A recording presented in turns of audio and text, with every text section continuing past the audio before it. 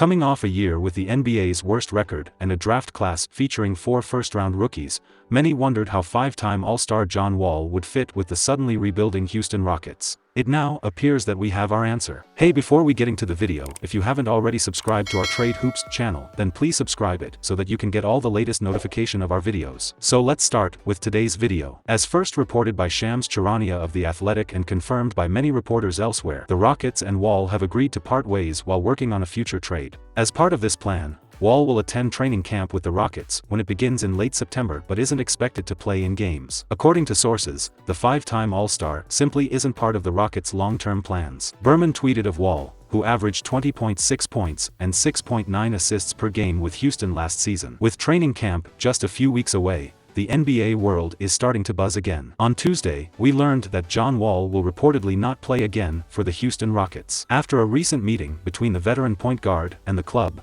the two sides agreed that parting ways would be mutually beneficial. When you consider Wall's age, injury history, declining play and massive contract, a trade is going to be very difficult to pull off. That's to say nothing of the likelihood that Wall prefers to go to a contender at this stage of his career, which would further complicate matters. He's not going to the Nets or the Bucks. The Celtics won't want to take on that sort of money. The Hawks have Trae Young, the Heat just traded for Kyle Lowry, and the Knicks added Kemba Walker. Out west, the Jazz and Suns re-signed Mike Conley and Chris Paul, respectively. The Warriors have Steph Curry. Damian Lillard still wants to play for the Trail Blazers, and Wall doesn't make sense for the Nuggets. Admittedly, the Lakers initiating another Wall for Russell Westbrook swap would be hilarious, but we can rule them out as well. Any team interested in trading for him would not only have to be willing to fit the bill, but also would need enough matching salaries to pull off a trade. Wall is due $91.7 million over the next 2 seasons, including a player option for $47.4 million in 2022-23, a contract that makes attempting to trade him extremely difficult. Sources said the Rockets do not want to give up first-round draft compensation in a Wall trade and would not have interest in discussing a buyout until possibly after free agency next summer. Wall's counting stats are impressive enough, but the final stages of his career don't exactly mirror the timeline of a rebuilding Houston club. For now, the Rockets are thinking only of a trade,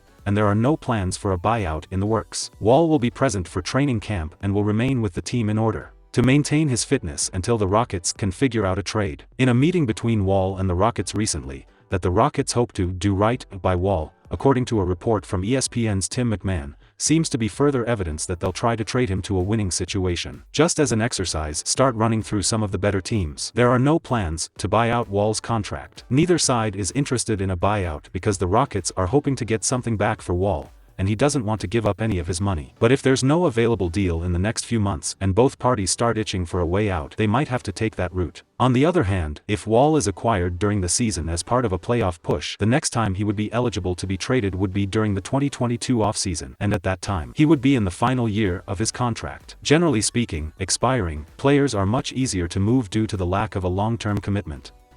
As for the upcoming 2021-22 season, Wall's health concerns could be reduced if the acquiring team isn't asking him to play a full season. From Houston's perspective, Wall was never viewed as a certain long-term fit. In this past year's NBA draft, Houston drafted 4 19-year-old players in Jalen Green, Alperen Sengun, Usman Garuba, and Josh Christopher. Those 4 joined a team led by 21-year-old young star Kevin Porter Jr. and 25-year-old Christian Wood. John Wall just turned 31 years old and, while he can still play at a high level, simply does not fit with the Rockets' youth movement. While the NBA offseason is frequently filled with hypothetical trade proposals, certain teams have their names attached to these mock deals more often than others. With the LA Clippers still in pursuit of their first NBA championship and still being without a true point guard by many people's standards, they are certainly amongst the primary teams mentioned whenever a marquee point guard becomes available. In a recent article from NB Lindbergh of fan-sided Space City Scoop, it was suggested that the LA Clippers could pursue a deal for John Wall this summer. Because Wall is still owed $132 million over the next 3 seasons, the Clippers would need to send out quite the haul in order to make a John Wall trade work. The deal that was suggested by Lindbergh was Marcus Morris, Patrick Beverley, Rajon Rondo,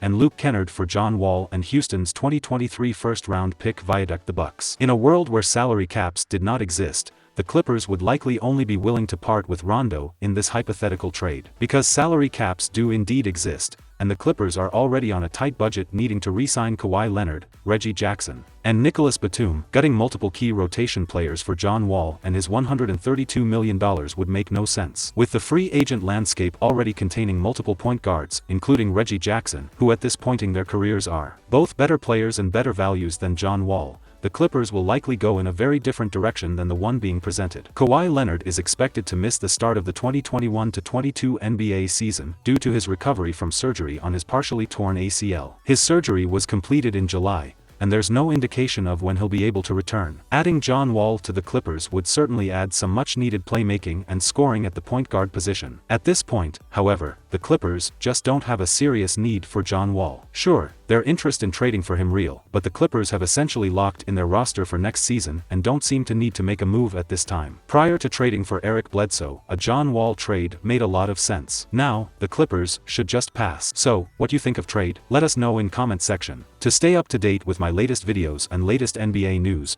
make sure to subscribe to Trade Hoops YouTube channel by clicking the red subscribe button. If you like watching our video, then please don't forget to like and share and obviously subscribe. Thank you for watching.